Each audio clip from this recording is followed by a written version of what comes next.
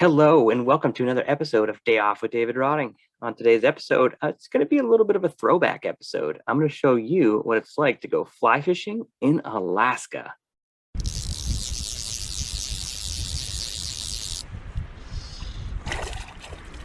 I was a fishing guide in Alaska. I'd take people fishing for salmon. I'd take people fly fishing for trout, for dolly varden. And on this day, I had already taken probably two groups of people out fishing. And sometimes, guides actually get to fish. The thing about Alaska is it's sun up until almost 11, almost midnight in the summer. So yeah, you get to do a little fishing, a little night fishing. So this is me. This is me fishing for trout, for rainbow trout, and for dolly varden. I use small gear. I use a bead. Beads imitate these eggs. These salmon, the big redfish you'll see, they're in the water. They're going up. A lot of them have already dropped eggs.